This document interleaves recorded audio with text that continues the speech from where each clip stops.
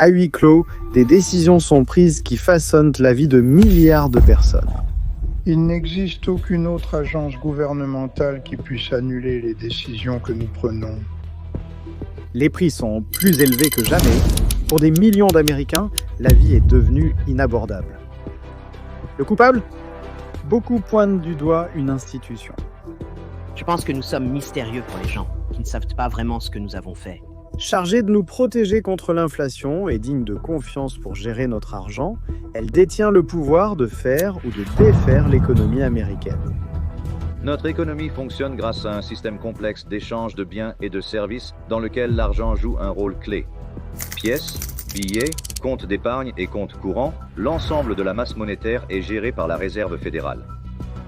La Réserve fédérale semble être une agence au service du gouvernement, quelque chose qui fait partie de manière transparente du système démocratique, comme le Congrès ou la Cour suprême. Mais ce n'est pas le cas. La Fed a ses propres règles. Qui contrôle l'institution chargée de surveiller notre argent ? Qui surveille les surveillants ?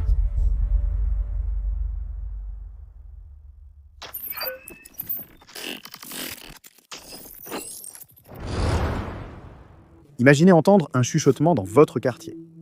La banque est en difficulté. D'abord ignorés, les chuchotements se transforment en murmures de plus en plus forts. Au moment où vous arrivez à la banque, la file d'attente s'étend jusqu'à l'extérieur. La panique est palpable. Les gens serrent dans leur livret d'épargne, désespérés de trouver des réponses. Vous atteignez enfin le guichet, seulement pour entendre les mots que vous redoutez le plus. Les coffres sont vides. La banque est en faillite. Et à mesure que la nouvelle se répand, la peur s'empare de la foule. Les gens crient, se bousculent et supplient pour retirer ce qu'il leur reste. C'est le chaos. Et à cet instant, vos économies durement gagnées s'envolent en fumée. Ce n'est pas un événement isolé. Pendant des décennies, les Américains ont constamment craint les faillites bancaires. De telles paniques survenaient fréquemment en détruisant les économies et paralysant les entreprises. Au début des années 1900, l'économie américaine est une véritable montagne russe. Des titans de l'industrie comme Rockefeller et Carnegie bâtissent des empires. Mais pour la plupart des Américains, la vie financière est imprévisible et dangereuse. Le point de bascule arrive en 1907. L'effondrement de la Knickerbocker Trust Company commence par une tentative audacieuse mais désastreuse sur le marché du cuivre, dans le but de contrôler ce marché. Un groupe de spéculateurs et de banques achètent agressivement d'énormes quantités de cuivre pour faire monter les prix et s'enrichir. Mais leur plan se retourne contre eux, les prix du cuivre ne montent pas, ils s'effondrent. Les répercussions se propagent rapidement. Les entreprises liées à ce plan raté ne peuvent pas rembourser leurs dettes. Et des rumeurs commencent à circuler, se demandant quelles institutions sont exposées. L'un des plus grands noms tombe alors sous le coup des soupçons. C'est la Knickerbocker Trust Company, l'une des plus grandes institutions financières de New York. Bien que la Knickerbocker ne soit pas directement impliquée dans la spéculation sur le cuivre, elle est liée aux entreprises qui se sont effondrées dans ce plan, ce qui rend nerveux ceux qui ont placé leur argent chez Knickerbocker. Mais alors que les rumeurs se transforment en panique, des foules de déposants se sont précipités pour retirer leur argent. En quelques jours, les réserves de liquidités de Knickerbocker disparaissent. L'entreprise n'a aucun moyen de faire face à la demande écrasante et doit finalement fermer, à l'image de l'effondrement de Lehman Brothers pendant la grande crise financière. 100 ans plus tard, l'effondrement de Knickerbocker provoque une onde de choc dans l'ensemble du système financier. La peur se propage comme une traînée de poudre et d'autres banques commencent à s'effondrer sous la pression. La panique de 1907 est officiellement déclenchée. Le gouvernement étant incapable d'agir, un homme intervient, John Pierpont Morgan, le banquier le plus puissant du pays. Depuis sa bibliothèque privée, Morgan orchestre une aide financière en rassemblant les banquiers les plus riches de New York pour renflouer les institutions en difficulté, mais même Morgan sait que cela n'est pas viable. Un système financier fonctionnel ne devrait pas dépendre de sa bonne volonté. Finalement, après la mort de Morgan, l'Amérique se rend compte qu'elle doit le remplacer. Bien qu'il n'existe aucun document historique, c'est probablement à ce moment-là qu'un groupe secret d'hommes commence à élaborer ses stratégies pour prendre le contrôle de la finance américaine et de la société du pays. Au début des années 1900, un homme se trouve au centre du combat de l'Amérique pour la réforme financière. Le sénateur Nelson Aldrich, le sénateur de Rhode Island, est un législateur chevronné, connu pour son esprit vif et sa capacité à naviguer dans les complexités du monde financier. C'est un pragmatiste et en tant que chef de la Commission monétaire nationale, il est chargé de résoudre le chaos des crises financières récurrentes.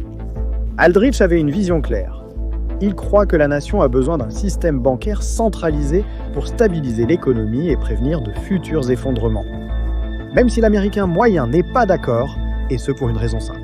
Vous savez, les Américains n'aiment pas vraiment le pouvoir concentré, ils n'aiment pas le pouvoir financier concentré, surtout que toute l'histoire du pays, vous savez, au début de l'histoire des États-Unis, nous avions 2 banques centrales et elles étaient considérées comme trop puissantes. Alors nous nous en sommes débarrassés, mais Aldrich n'est pas un novice, c'est un homme qui sait quelle ficelle tirer en coulisses, même s'il n'a aucun soutien public. Avec des décennies d'expérience en politique et dans les affaires, il exerce une influence que peu d'autres à Washington possèdent.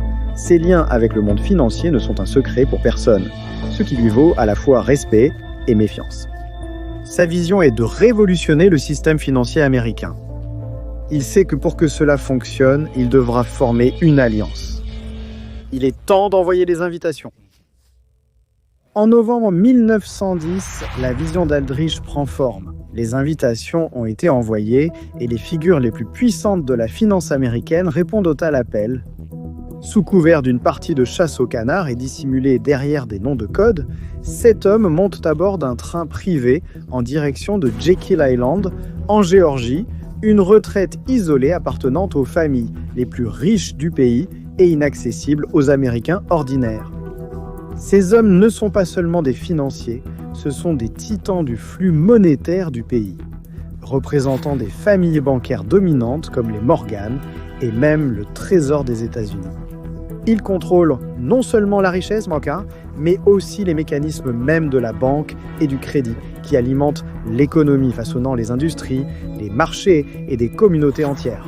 Ces hommes viennent rédiger la réforme financière la plus monumentale que leur secteur ait jamais connue. La création d'une banque centrale, un plan si ambitieux, si transformateur, qu'il changera à jamais les règles de la finance américaine. Mais pour que ce plan réussisse, la discrétion n'est pas seulement préférable, comme le décrit Vandalip. J'étais en effet secret, aussi furtif que n'importe quel conspirateur. Nous savions que la découverte ne devait pas arriver, sinon tout notre temps et nos efforts seraient gâchés. Si jamais il était révélé que notre groupe particulier s'était réuni pour rédiger un projet de loi bancaire, ce projet n'aurait absolument aucune chance d'être adopté par le Congrès. Pendant 9 jours, ils débattent, discutent et rédigent ce qui deviendra le plan Aldrich, un modèle pour une banque centrale capable de réguler l'économie et de prévenir les paniques. Après des jours de débats intenses, le plan est terminé. Le plan Aldrich, un modèle pour une banque centrale, est prêt à remodeler le système financier américain. Les hommes quittent l'île de Jekyll sous le même voile de secret qu'à leur arrivée. Mais lorsqu'ils partent confiants. Confiants dans ce qu'ils ont élaboré pour répondre à des décennies de chaos économique. Quelques mois plus tard, Aldrich présente le plan au Congrès, confiant en son génie. Devant les législateurs, il décrit la création d'une banque centrale indépendante et privatisée comme la clé pour prévenir de futures crises financières. Un système centralisé pour apporter stabilité et sécurité à l'économie. Mais la réaction n'est pas celle qu'il attendait. Ce qu'Aldrich considère comme une solution, d'autres n'y voient qu'une concentration de pouvoir destinée à supprimer leur liberté et à les asservir. Le retour de bâton est immédiat et violent. Une fois de plus, le peuple américain se soulève contre une banque centrale et tout ce qu'elle représente. Les populistes sont descendus dans la rue, avertissant que le plan sacrifierait l'Amérique ordinaire au profit de Wall Street. Les démocrates, les adversaires politiques au Congrès, saisissent l'occasion pour attaquer, qualifiant la proposition d'antidémocratique et de dangereuse. Pour les Américains ordinaires, encore sous le choc de la panique de 1907, le plan ressemble à une trahison. Des années de troubles financiers ont rendu les gens méfiants envers les banquiers et leur influence sur la politique, et Aldrich, avec ses liens étroits avec Wall Street, devient le parfait méchant. Mais les grandes idées meurent rarement, elles évoluent. Bien que le plan Aldrich original soit rejeté par le Congrès et méprisé par le public, le concept est relancé peu de temps après. Quelques années plus tard, les démocrates modifient légèrement et rebaptisent le plan Aldrich pour le rendre plus acceptable. En évitant toute connexion avec Wall Street et grâce à une communication soigneuse, voire trompeuse, cette fois-ci, le public hostile n'est pas alarmé par la proposition modifiée. Le 23 décembre 1913, le président Woodrow Wilson offre un cadeau de Noël spécial à l'Amérique. Alors que la majorité du public est d'humeur joyeuse pour Noël, la loi sur la réserve fédérale devient presque secrètement une loi. La réserve fédérale voit le jour, créant une banque centrale chargée de gérer la masse monétaire du pays et d'agir comme prêteur en dernier ressort. Finalement, la réserve fédérale voit le jour et est conçue pour être incroyablement complexe.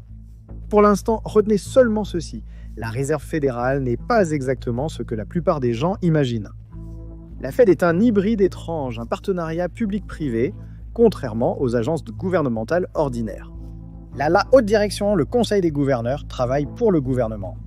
Mais les 12 banques régionales de la réserve fédérale qui font le travail réel, elles appartiennent à des banques privées. Voici la subtilité. Les mêmes banques que la Fed est censée surveiller sont obligées d'acheter des actions dans leur banque régionale de la réserve fédérale. Et devine quoi ?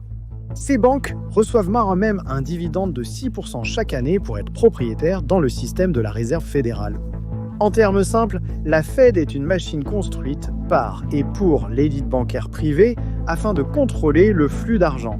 Et pourtant, plus d'un siècle plus tôt, l'un des pères fondateurs de l'Amérique, Thomas Jefferson, avait déjà prévu les dangers d'un tel système. Il laisse un avertissement. Si le peuple américain permet un jour aux banques privées de contrôler l'émission de leur monnaie, les banques priveront le peuple de toute propriété jusqu'à ce que leurs enfants se réveillent sans abri sur le continent que leurs pères ont conquis. A-t-il raison ?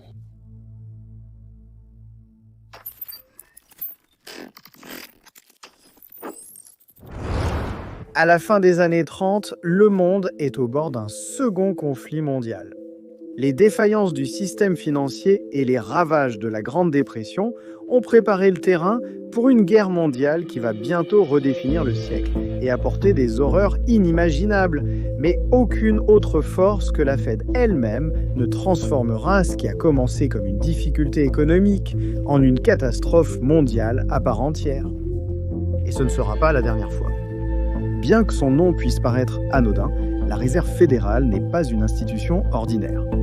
C'est le moteur de l'économie américaine, capable d'éviter une catastrophe ou de l'accélérer. Comprendre son fonctionnement n'est pas seulement important, c'est essentiel. Au cœur de son action, la Fed s'appuie sur 2 leviers clés pour gérer l'économie. Le prix de l'argent et le rôle de prêteur en dernier ressort. Mike Thompson de l'Ohio tente d'acheter sa première maison comme des millions d'Américains. Il a économisé pendant des années, mais dernièrement, il a remarqué quelque chose d'étrange. La même maison à 300 000 $ qu'il a vue l'année dernière lui coûterait maintenant 500 $ de plus par mois en mensualité. Pourquoi ? À cause de quelque chose qu'on appelle les taux d'intérêt. Mais il ne s'agit pas seulement de la maison de rêve de Mike. Le prêt commercial de sa sœur Sarah vient aussi de devenir plus cher. Même la dette de carte de crédit de son voisin Tom augmente plus vite. Quelle est la raison derrière tout cela ? Les taux d'intérêt ou le prix de l'argent lui-même. Ajuster ce prix est l'outil le plus puissant de la Réserve fédérale. Pensez à la Fed comme au thermostat financier de l'Amérique. Tout comme vous réglez la température de votre maison, la Fed ajuste ce qu'on appelle le taux des fonds fédéraux lorsqu'elle augmente ou diminue ce taux. Cela se répercute sur toute l'économie affectant le portefeuille de chacun, du prêt hypothécaire de Mike au prêt professionnel de Sarah. Voici le hic. Lorsque la Fed baisse les taux, emprunter devient moins cher. Plus de personnes comme Mike peuvent acheter une maison, les entreprises se développent et l'économie se redresse. Ça a l'air génial, non ? Mais il y a un revers de la médaille. Si les choses s'emballent, si trop de gens dépensent et empruntent, les prix commencent à augmenter de façon incontrôlable. Questionne Mike sur ses projets de construction récents. Donc la Fed joue à un jeu dangereux. Si elle augmente les taux trop haut, elle risque de ralentir et de faire s'effondrer l'économie. Si elle les maintient trop bas, les prix pourraient devenir incontrôlables. La situation ressemble à marcher sur une corde raide avec la vie de millions d'Américains en jeu. Cependant, le véritable pouvoir de la Fed ne se limite pas à la gestion des taux d'intérêt ou de l'inflation, comme nous le verrons. Son objectif fondamental se révèle lorsque l'Amérique traverse un moment dévastateur de son histoire. Et ce ne sera pas la dernière fois que leur véritable nature sera révélée. Les années 1920 sont une décennie d'optimisme sans limite et d'expansion économique rapide, connue sous le nom des années folles. C'est une époque de marché boursier en plein essor, de progrès technologiques et d'une société désireuse de laisser derrière elle les ombres de la Première Guerre mondiale. Mais sous le glamour de cette prospérité nouvelle se cache un système qui devient dangereusement incontrôlable. La Réserve fédérale, créée pour apporter de la stabilité, alimente au contraire une bulle qui ne tardera pas à éclater. Après la Première Guerre mondiale, la Fed décide de maintenir des taux d'intérêt bas pour encourager l'emprunt et l'investissement. Avec le temps, l'afflux d'argent bon marché entraîne des bulles spéculatives dans les actions, l'immobilier et les matières premières. Avec l'envolée des marchés, l'appétit pour le risque s'accroît aussi. Les emprunteurs misent tout ce qu'ils possèdent, convaincus que les beaux jours ne finiront jamais. Mais les politiques de la Fed n'ont pas seulement encouragé la croissance, elles ont aussi favorisé un excès de confiance. En 1929, l'économie ne repose pas sur des bases durables, mais sur une toile fragile de spéculation, alimentée par l'argent emprunté et un optimisme sans limite. Lorsque la bourse s'effondre, finalement en octobre 1929, ce n'est que le début d'une réaction en chaîne. L'effondrement anéantit des fortunes, mais la véritable dévastation survient lorsque le système bancaire commence à s'effriter peu après. La faillite d'une seule banque peut entraîner la chute des autres, propageant la peur et l'effondrement à l'ensemble de l'économie. La Réserve fédérale a été créée pour remplir un rôle essentiel dans ces moments-là. Agir en tant que prêteur en dernier ressort, injectant de l'argent dans les banques en difficulté pour stopper l'effet domino avant qu'il ne détruise tout. En intervenant pour injecter des liquidités dans les banques en difficulté, la Fed pouvait stopper la panique immédiatement. Mais au lieu de cela, la Fed reste immobile et observe. Craignant l'inflation et de nouveaux prêts imprudents, elle décide même de restreindre l'accès au crédit précisément au moment où le système en a le plus besoin. Les banques commerciales, désormais privées de filets de sécurité et d'espace pour respirer, s'effondrent par milliers.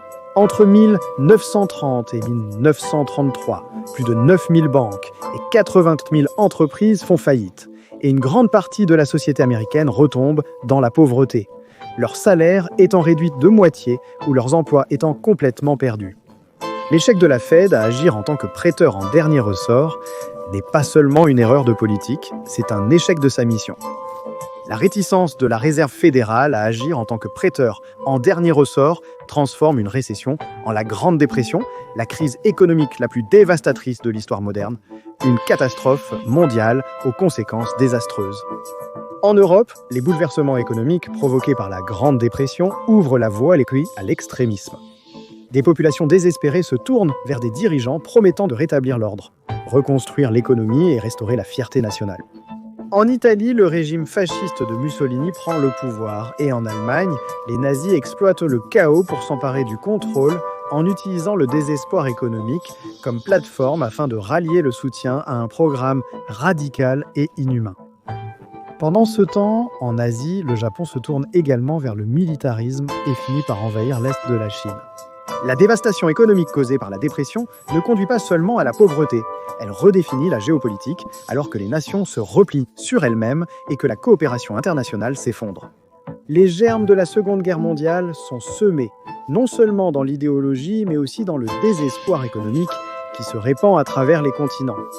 Mais la Seconde Guerre mondiale deviendra plus qu'une simple bataille pour le territoire, elle se transformera aussi en une lutte idéologique et pour la suprématie économique. Alors que les États-Unis d'Amérique sortent victorieux, un nouveau roi prend place sur le trône mondial. Silencieusement, il est couronné, non pas avec fanfare, mais avec inévitabilité, façonnant les décennies à venir comme la base d'un nouvel ordre mondial.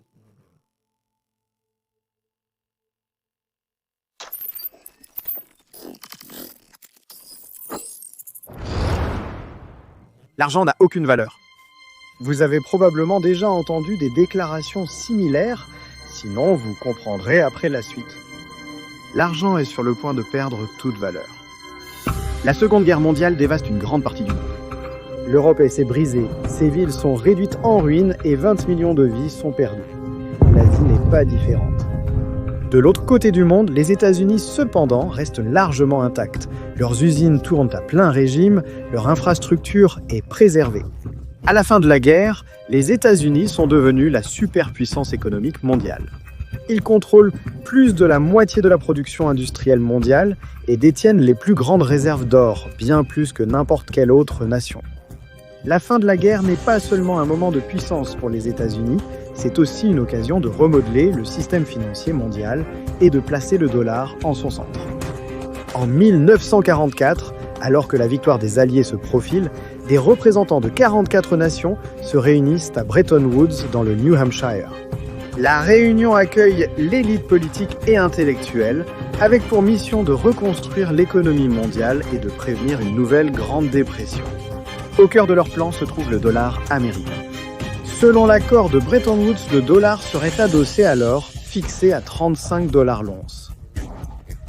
Les autres monnaies rattacheraient leur valeur au dollar, créant ainsi un système stable et prévisible pour le commerce mondial. Le dollar devient la monnaie de réserve mondiale. Ancre de l'économie mondiale, avec ses réserves d'or inégalées et sa domination économique.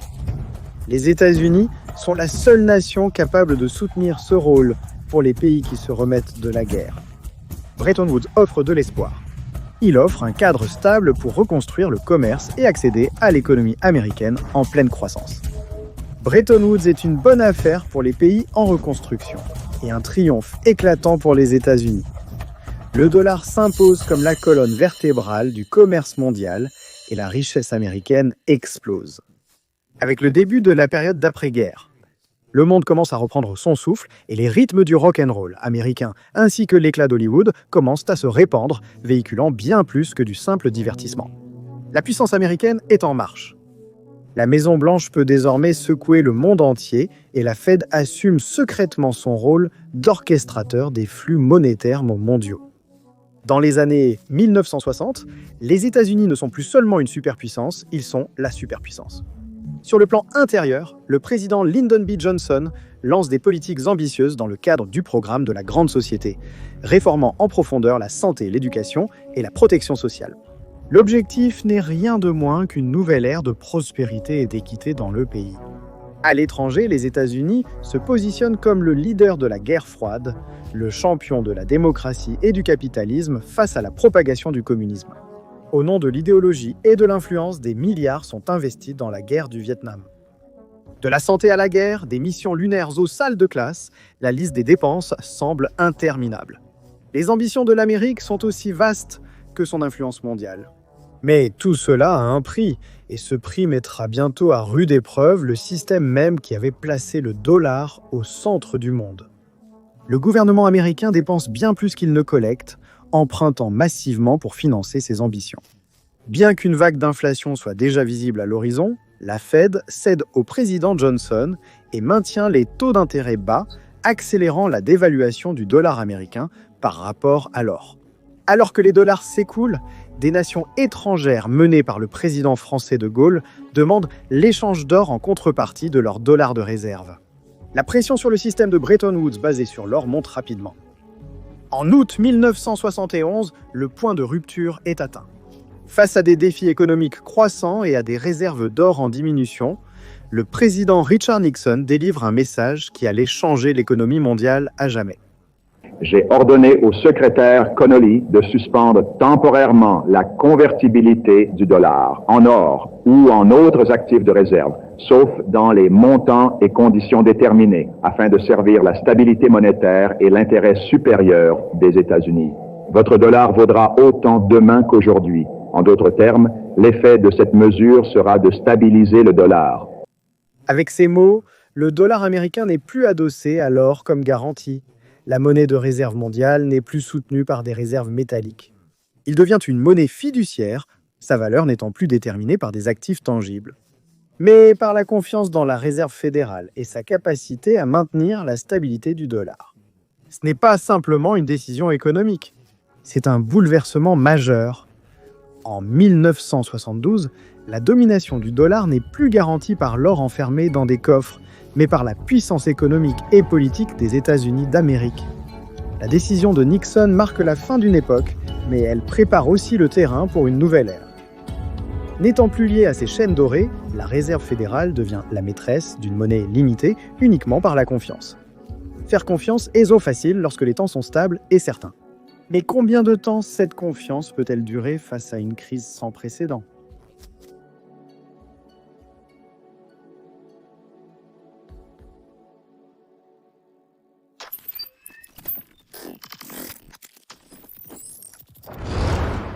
Dans les années 70, le monde fait face à une nouvelle réalité. Le pétrole est le moteur de l'économie mondiale.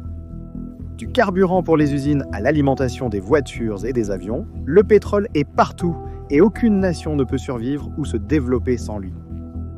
Pour les États-Unis, en tant que puissance militaire et leader de la guerre froide, le pétrole n'est pas seulement une ressource économique, c'est une nécessité stratégique. Mais l'Amérique s'apprête à être mise au défi d'une manière inédite depuis la fin de la Seconde Guerre mondiale. Pendant les festivités du Ramadan d'octobre 1973, le Moyen-Orient s'embrase dans un conflit. Après une attaque surprise initiale menée par l'Égypte, Israël s'affronte avec les États arabes voisins lors de la guerre du Kippour.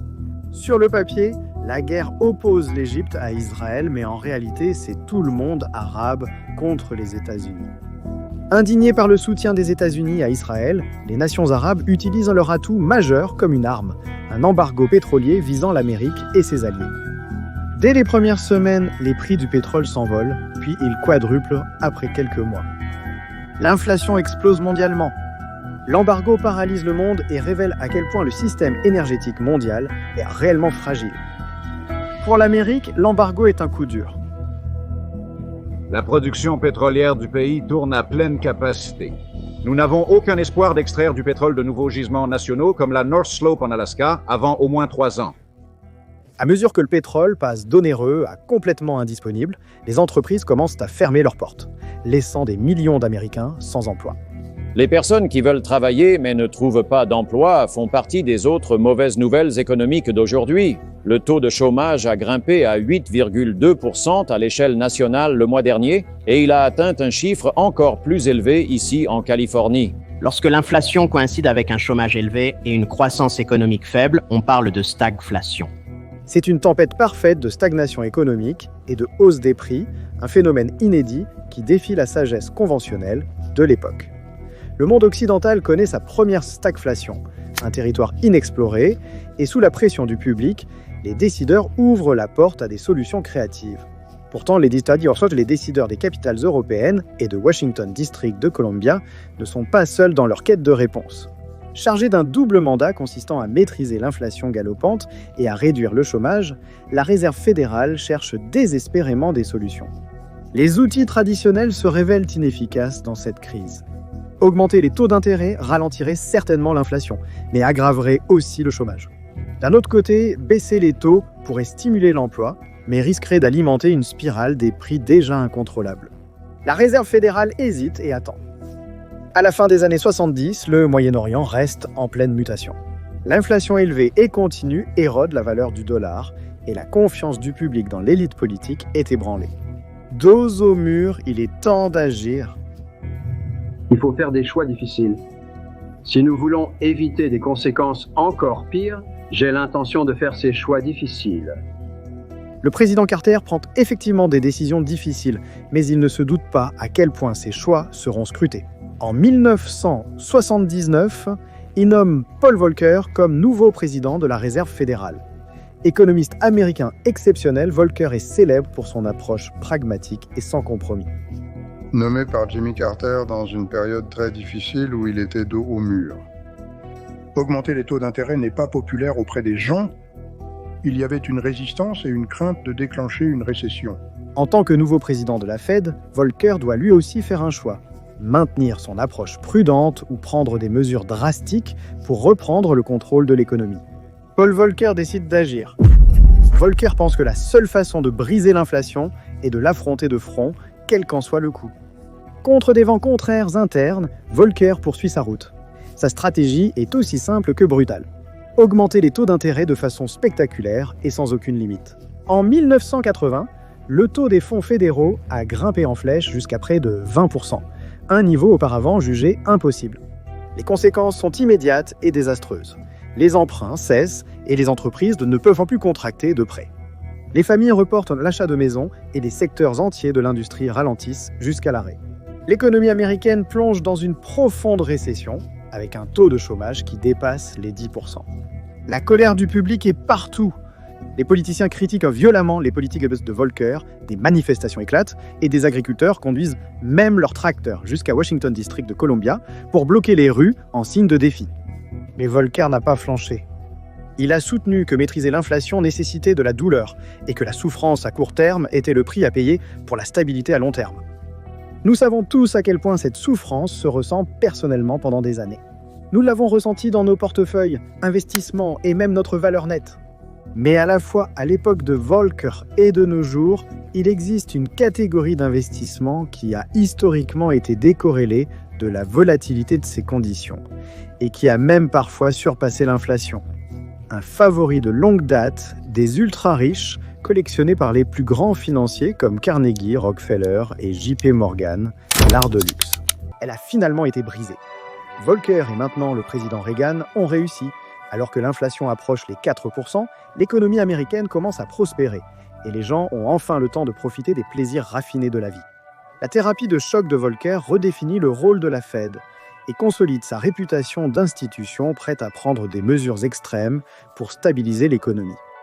L'admiration s'ensuit, mais le succès américain entraîne des répercussions. S'étendant bien au-delà des frontières américaines, attirés par des prêts bon marché et la promesse de croissance, les pays en développement ont massivement emprunté en dollars américains tout au long des années 1970, mais lorsque la Réserve fédérale a relevé les taux d'intérêt pour lutter contre l'inflation. Tout a soudainement changé. Rembourser ces prêts est devenu beaucoup plus coûteux. Les taux d'intérêt plus élevés signifient que ces pays doivent encore plus d'argent, les poussant dans une spirale d'endettement et une crise politique qui a duré une décennie. Sous la direction de Volcker, la Fed sort victorieuse. Alors que le monde en développement est en train de saigner, le dollar est sauvé et la stabilité économique est rétablie. À mesure que la crise s'estompe, la Fed range son manuel de défense. De nouveaux dirigeants montent sur scène prêts à prendre le relais. Bientôt, la Réserve fédérale ne se contentera plus de réagir, elle façonnera l'avenir. Mais pourtant, personne ne semble se soucier de qui surveille cette institution.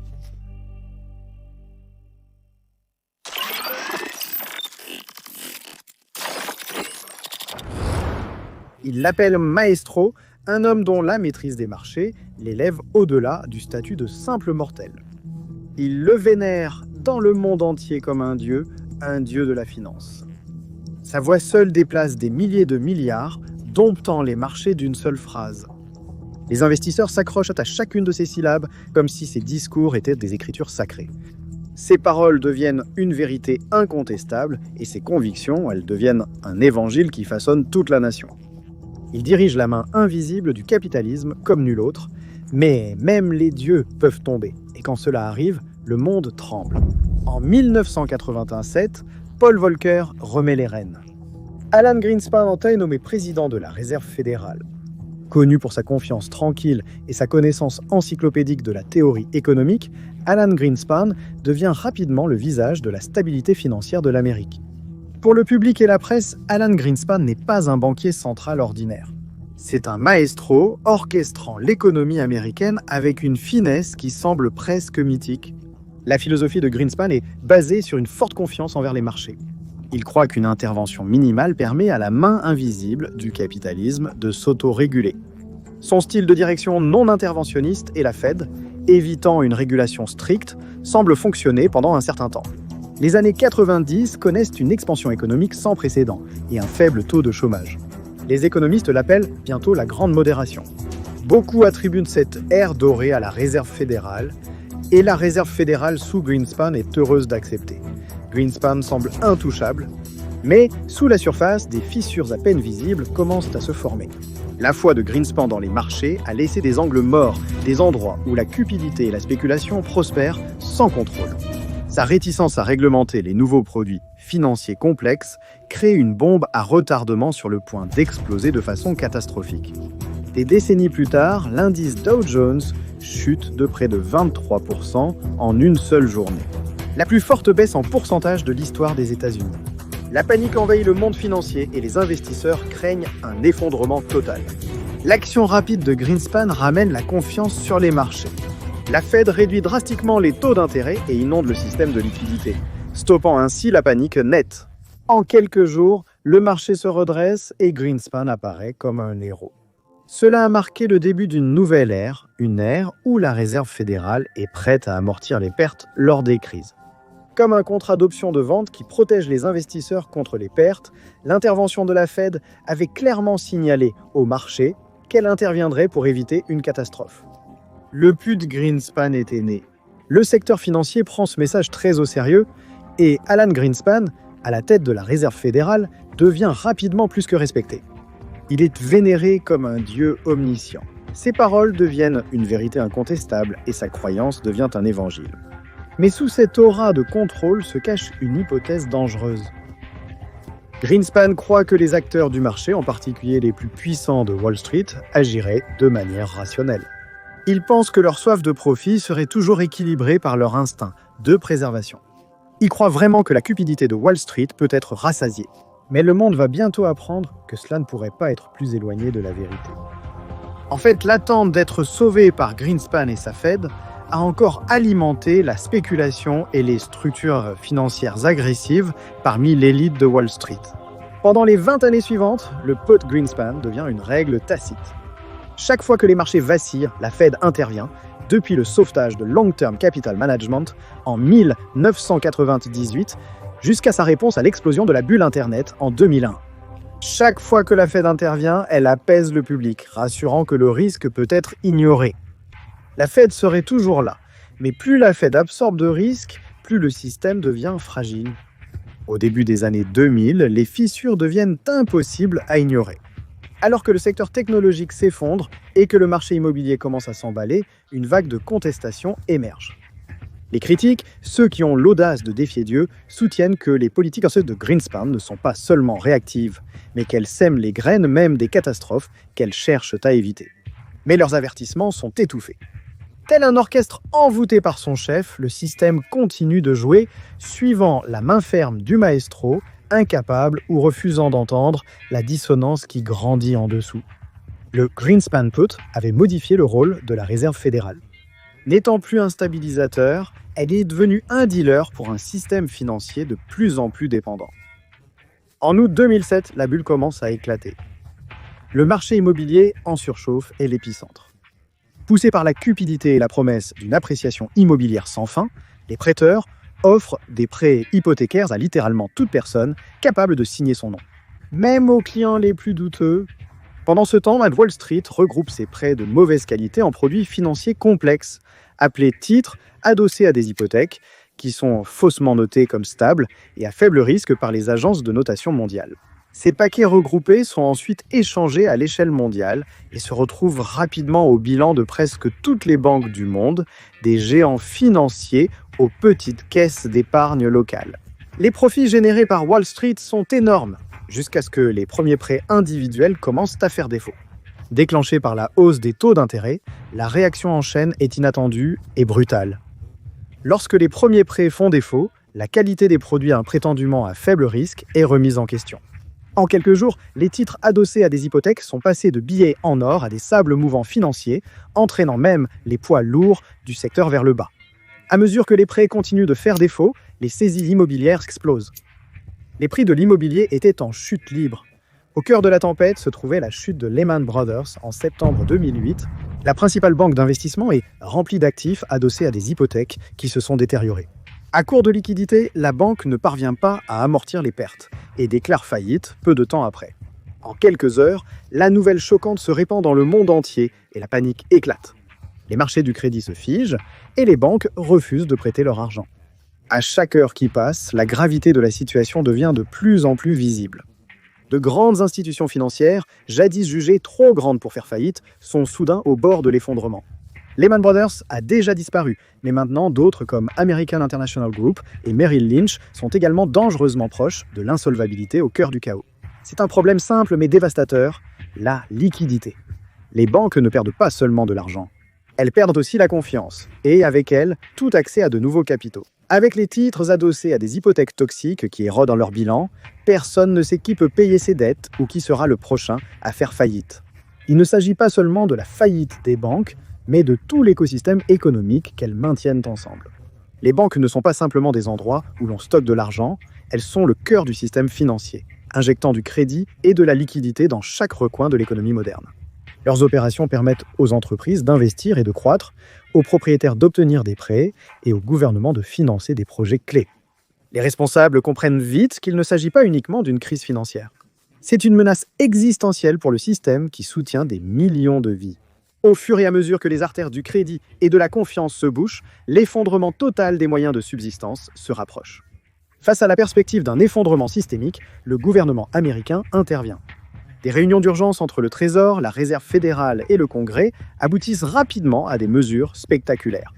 Dans une décision audacieuse et controversée, les dirigeants américains annoncent le soi-disant programme de secours aux actifs en difficulté, TARP, injectant 700 milliards de dollars dans les institutions en difficulté pour s'assurer qu'elles disposent de suffisamment de capital pour survivre aux prochains mois. Bien que le TARP soit un bon point de départ, il s'avère trop limité pour soutenir l'ensemble du système. Il faut davantage de liquidités le plus rapidement possible. Dans le chaos de la crise, la rapidité est privilégiée au détriment de l'examen minutieux. Sans aucune approbation du Congrès ou du public, la Réserve fédérale décide d'injecter encore plus de capitaux dans les institutions en difficulté. Derrière un jargon technique, le gouvernement américain et la Réserve fédérale renflouent Wall Street. Mais ce sauvetage a un coût faramineux. La facture s'élève à près de 2500 milliards de dollars américains, la majeure partie étant financée par l'argent des contribuables. Pour beaucoup, cela ressemble à une trahison. Les mêmes institutions qui avaient causé la crise sont maintenant sauvées, tandis que les Américains ordinaires sont laissés à souffrir. Mais le véritable coût du plan de sauvetage va bien au-delà des 2500 milliards de dollars américains. Et si le vrai prix avait été tissé dans le tissu même de la société et se faisait sentir jusqu'à aujourd'hui?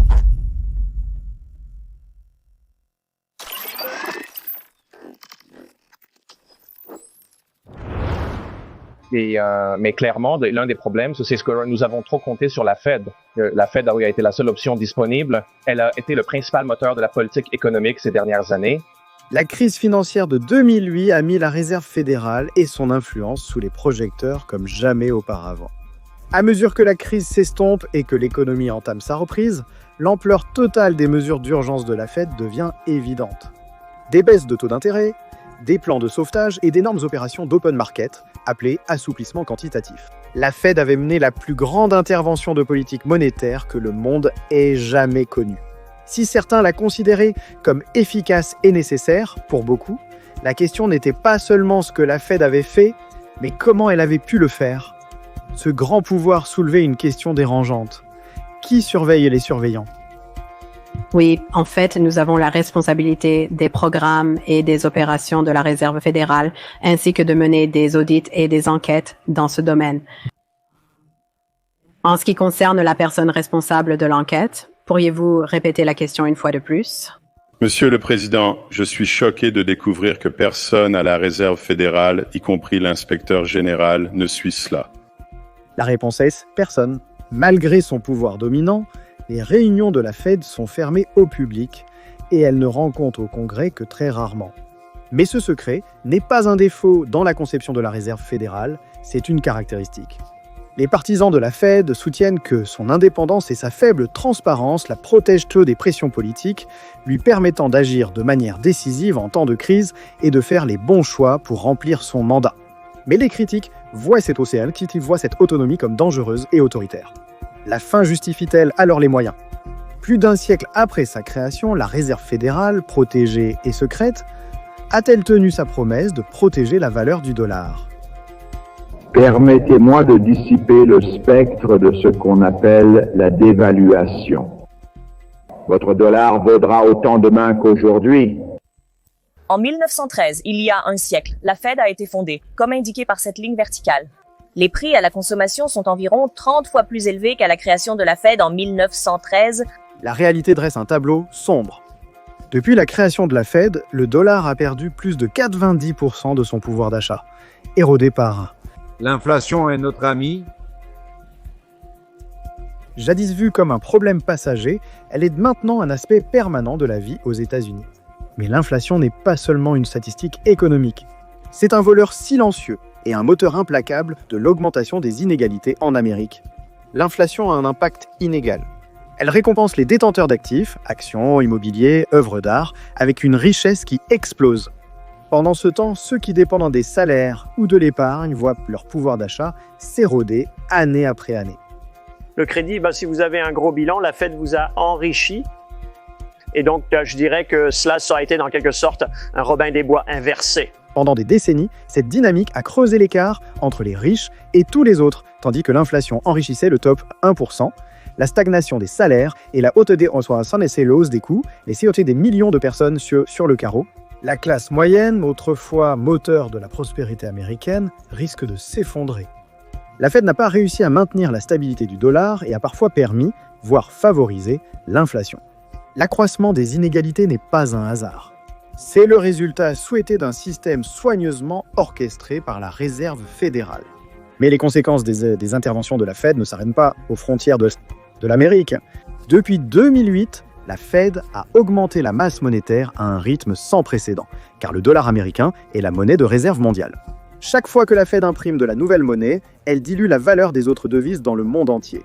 En réponse à l'expansion effrénée de la masse monétaire au fil des années et à l'utilisation du dollar comme arme, des adversaires géopolitiques comme la Chine et la Russie ont cherché à se protéger en diversifiant leurs réserves nationales loin du dollar.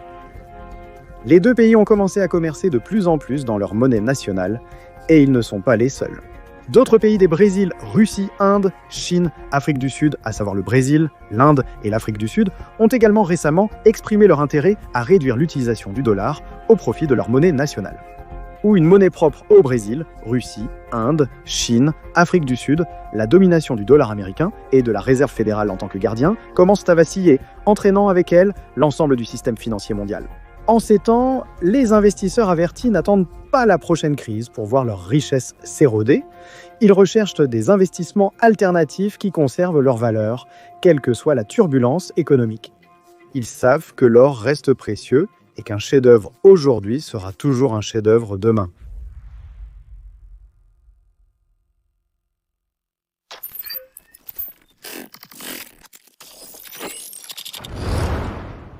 Nous savons tous que l'argent est l'eau économique dans laquelle nous évoluons et partout où il circule, il influence nos décisions.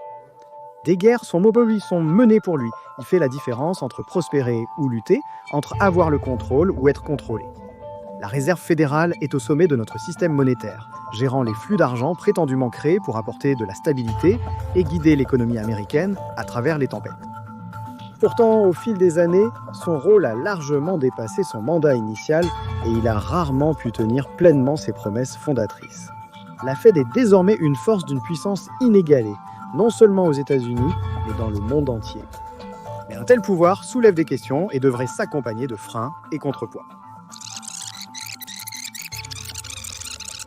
Selon Bloomberg, votre agence a-t-elle réellement accordé 9 000 milliards de dollars de crédit, ce qui revient à 30 000 dollars par habitant de ce pays? J'aimerais savoir si vous n'êtes pas responsable d'enquêter là-dessus, qui l'est. En fait, nous avons la responsabilité des audits, des programmes et opérations de la Réserve fédérale afin de mener des audits et des enquêtes dans ce domaine.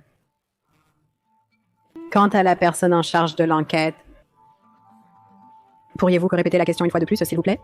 Monsieur le Président, je suis choqué de découvrir que personne à la Réserve fédérale, même l'inspecteur général, ne suit cela. La responsabilité et la reddition de comptes devraient être les pierres angulaires de toute institution détenant un pouvoir immense. Cependant, pour la Réserve fédérale, ce sont des concepts éloignés. Un mythe qui circule, c'est que ce que nous faisons, c'est imprimer de l'argent. La Fed ne fait pas d'impression monétaire et ne dépense pas l'argent des impôts. Son fonctionnement s'apparente davantage à une création monétaire qu'à un emprunt. En effet, la Fed a bien imprimé de l'argent. Même face à des contradictions évidentes, les responsables officiels éludent les questions, échappent à l'examen et subissent peu de conséquences pour leurs actes. Le responsable officiel dans la vidéo est Ben Bernanke, un ancien président et visage public de la Fed. Bien que techniquement le Congrès ait le pouvoir d'interroger, les effets sont négligeables. La Fed échappe au contrôle du Congrès. Dans un système sans véritable supervision, la confiance est le seul lien entre le pouvoir et la responsabilité. C'est la conviction que ceux qui détiennent un pouvoir sans contrôle agiront dans l'intérêt du public, une conviction qui doit être méritée, non supposée. Mais la confiance sans contrôle est aussi un pari dangereux. Cela exige que nous posions la question cruciale. Ceux en qui nous avons confiance nous protègent-ils vraiment? Pour qui la Fed a-t-elle vraiment été conçue? Le public qui dépend de ses orientations pour la stabilité économique ou l'élite qui profite le plus de ses interventions? Ce conflit est au cœur de l'histoire de la Réserve fédérale. Au fond, la Réserve fédérale fonctionne grâce à notre confiance. Notre confiance dans le fait que les courants monétaires qu'elle crée peuvent orienter notre économie dans la bonne direction. Mais la confiance est une base fragile et aisée à exploiter. La Fed mérite-t-elle toujours notre confiance?